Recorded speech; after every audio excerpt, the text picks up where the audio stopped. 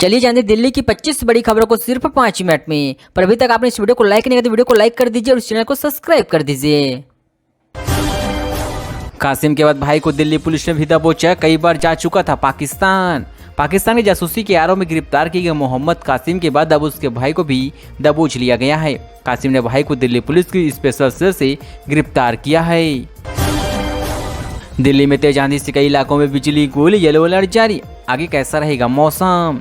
दिल्ली में तेज आंधी के साथ मौसम बदल गया है। दिल्ली एनसीआर में कब कब कैसा रहेगा मौसम का मिजाज जानने के लिए हमारे चैनल को अभी सब्सक्राइब कीजिए। ऑपरेशन सिंदूर पर किया था पोस्ट, पुलिस ने इंस्टाग्राम इन्फ्लुएंसर को किया गिरफ्तार। इंस्टाग्राम इन्फ्लुएंसर की पहचान शर्मिष्ठा पनोली के रूप में हुई है, जो पुणे की विधि यूनिवर्सिटी की पढ़ाई कर रही है।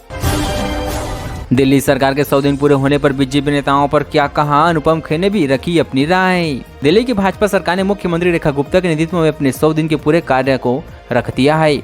इस अवसर पर पीएम ने शनिवार को दिल्ली 100 दिन सेवा के कार्यक्रम में अपनी सरकार का 100 दिन का रिपोर्ट कार्ड पेश किया है। वीडियो कॉल पर गंदी हरकतें, पूर्व प्रेमिका की फर्जी इंस्टाग्राम आईडी बनाकर 3 साल के किया यह काम। दिल्ली के सहादर इलाके में एक शख्स द्वारा अपनी पूर्व प्रेमिका को फर्जी इंस्टाग्राम प्रोफाइल बनाकर ब्लैकमेल और यौन उत्पीड़न करने का मामला सामने आ गया है। युवती की शिकायत पर पुलिस ने आरोपी को गिरफ्तार कर लिया है। दिल्ली हाईकोर्ट का बड़ा आदेश, ट्रायल कोर्ट 135 जजों को कर दिया ट्रांसफर। दिल्ली हाईकोर्ट ने शुक्रवार को बड़ा आदेश जारी किया है। इस आदेश में दिल्ली की अलग अलग ट्रायल कोर्ट के 135 जजों पर हाईकोर्ट ने ट्रांसफर कर दिया है।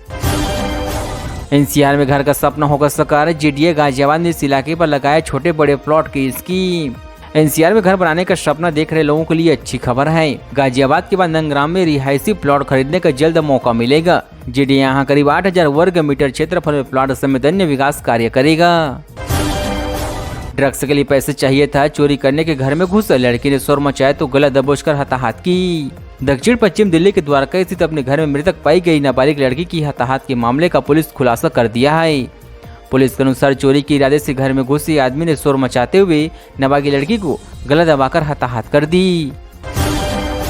बेटा नहीं मिला तो मां बाप को मारी गोली। दिल्ली के स्वरूप नगर फायरिंग मामले में 5 हुए गिरफ्तार। दिल्ली पुलिस ने स्वरूप नगर फायरिंग केस में 5 लोगों को गिरफ्तार किया है। इस गोलीबारी में 55 वर्षीय व्यक्ति की हताहत हो गई थी और उसकी पत्नी गंभीर रूप से घायल हो गई थी।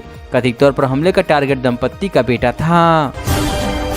दिल्ली में झुग्गियां टूटेगी या नहीं, दिल्ली की सीएम ने दे दिया साफ जवाब। पूरा प्लान भी जानिए। दिल्ली विधानसभा चुनाव के दौरान आम आदमी पार्टी ने दावा किया था कि अगर बीजेपी सत्ता में आई तो दिल्ली की सारी झुग्गियां तोड़ दी जाएगी। इसके बाद से लोगों के मन में सवाल है कि क्या वाकई झुग्गियां तोड़ने को लेकर कोई योजना बनाई जा रही है।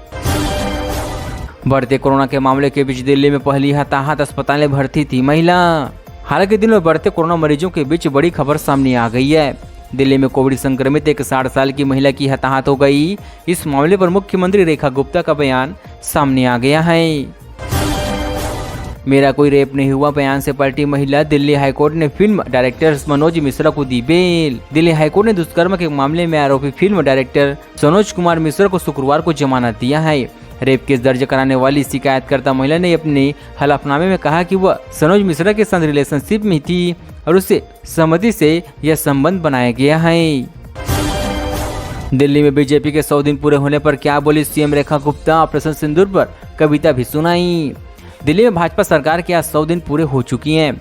इस मौके पर दिल्ली की सीएम रेखा गुप्ता ने कहा कि यह महज एक जिम्मेदारी नहीं है, बल्कि सार्वजनिक सेवा पर केंद्रित राजनीतिक और तथा ऐसी नीतियां जो जन कल्याण के लिए समर्पित है। गुरुग्राम में चप्पे चप्पे पर होगी पौनी नजर। 258 चौक चौराहों पर लगेंगे 2000 से ज्यादा सीसीटीवी कैमरे। मिलेनियम सिटी ग्राम में 258 चौक चौराहों पर 2000 से ज्यादा सीसीटीवी कैमरे लगाने का काम अगले 2 महीनों में शुरू होने की उम्मीद है। मुख्यमंत्री नायब सिंह सैनी की अध्यक्षता में सोमवार को उच्च स्तरीय खरीदी समिति की बैठक होगी।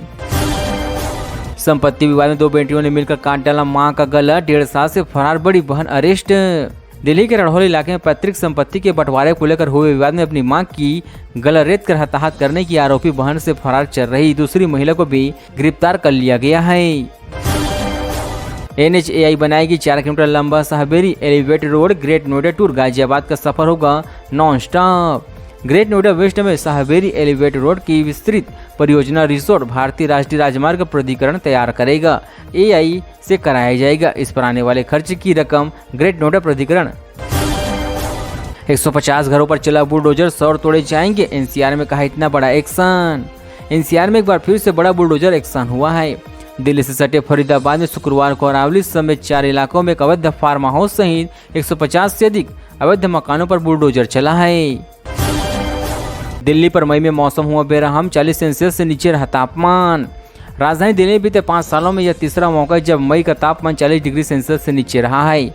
इस पूरे महीने एक दिन भी लू की स्थिति नहीं बनी। इससे भी शुक्रवार को अधिकतम तापमान सामान्य से 5.6 डिग्री सेल्सियस नीचे दर्ज किया गया है। अकोला में 115 मकान दुकान गिराने के प्रस्ताव पर रोक, दिल्ली हाईकोर्ट ने यूपी सिंचाई विभाग को भेजा नोटिस। दिल्ली के अकोला में रहने वाले लोगों के लिए शुक्रवार का दिन थोड़ी राहत लेकर सामने आई है। दिल्ली हाईकोर्ट ने शुक्रवार को अंतरिम राहत देते हुए उत्तर प्रदेश सिंचाई विभाग द्वारा अकोला में 115 संपत्तियों को गिराने के प्रस्ताव पर रोक लगा दिया है। दिल्ली में बेटे ने मां के लिव इन पार्टनर का बेरहम से हताहत, शराब पिलाकर चाकू से गोद डाला। दिल्ली के सदर बाजार इलाके में एक शख्स ने आरोपी मां के लिव इन पार्टनर की चाकू से हताहत कर दिया है। आरोपी ने अपने दोस्तों के साथ मिलकर वारदात को अंजाम दिया था। पुलिस की हताहत के अगले दिन दोनों फरार आरोपी को गिरफ्तार कर लिया है। दिल्ली में सभी ऊंची इमारतों पर साल भर एंटी स्मॉग गन लगाना अनिवार्य, रेखा गुप्ता सरकार का आदेश। राजधानी दिल्ली सभी ऊंची इमारतों पर साल भर एंटी स्मॉग गन तैनात करने वाला देश का पहला शहर बनेगी। पर्यावरण मंत्री मनदीप सिंह सिरसा ने शुक्रवार को इसकी घोषणा किया है।